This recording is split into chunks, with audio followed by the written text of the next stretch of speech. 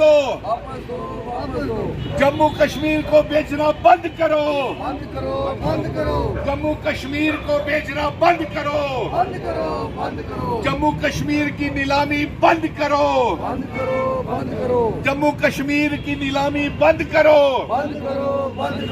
جموں کشمیر کو بیچنا بند کرو، جموں کشمیر کی ڈراموگرافی خراب کرنا بند کرو، جموں کشمیر کی زمینیں بیچنا بند کرو، جموں کشمیر کی زمینیں بیچنا بند کرو، جموں کشمیر کی زمینیں بیچنا بند کرو، جموں کشمیر کی زمینیں بیچنا بند کرو، ڈوگرا ریاست واپس دو، آرٹیکل 370 واپس دو، مہاراجا ہری سنگھ جی کی ڈوگرا ریاست واپس دو، دربار موو شروع کرو، دربار موو شروع کرو، ہماری ریاست واپس دو، ڈوگرا ریاست واپس دو، ہماری ریاست واپس دو، جموں کشمیر کی زمینیں بیچنا بند کرو، جموں کشمیر کی زمینیں بیچنا بند کرو، ڈوگرا ریاست واپس دو، آرٹیکل 370 واپس دو۔ آج ہم سینکڑوں لوگ، ہر مذہب کے لوگ، ہاتھ کھڑے کر کے سبھی یہاں سے یہ پیغام بھیج رہے ہیں کہ ہماری ڈوگرا ریاست ہم کو واپس کی جائے۔ امت شاہ جی، آپ جموں کشمیر کے دورے کے اوپر آئے، لیکن آپ نے جموں کشمیر ریاست کو واپس دینے کا اعلان نہیں کیا۔ ہمارا ہندو، مسلم، تمام مذہبوں کے لوگوں میں بٹوارا کرنے کے لیے آپ نے وقف بل پاس کر دیا۔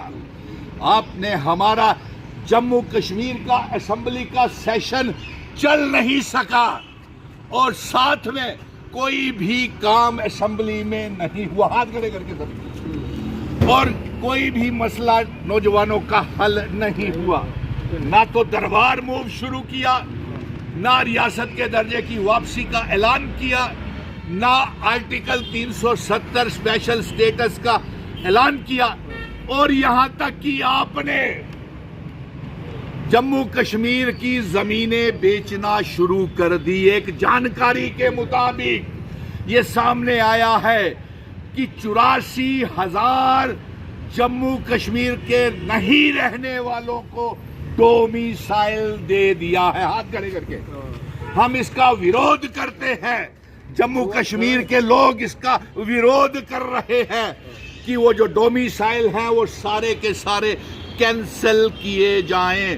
اور ایک سوتروں کے حوالے سے یہ بھی جانکاری آ رہی ہے، سبھی ہاتھ کھڑے کر کے، کہ 2 لاکھ سے زیادہ نان ریزیڈنٹس آف جموں کشمیر جموں میں آ کر کے یہاں پہ زمینیں، نوکریاں، اور یہاں پہ آ کر کے سیٹل ہو گئے ہیں۔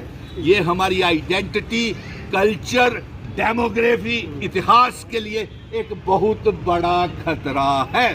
اور جس طریقے سے بھارتیہ جنتا پارٹی کے ایم ایل ایز نے جو ہماری بات اسمبلی میں ریاست کے درجے کی واپسی کی نہیں اٹھائی، 28 ایم ایل اے جو امت شاہ کے ساتھ میٹنگ بھی کی، اس کے باوجود بھی انہوں نے کوئی مانگ نہیں کی کہ ریاست کا درجہ واپس کیا جائے۔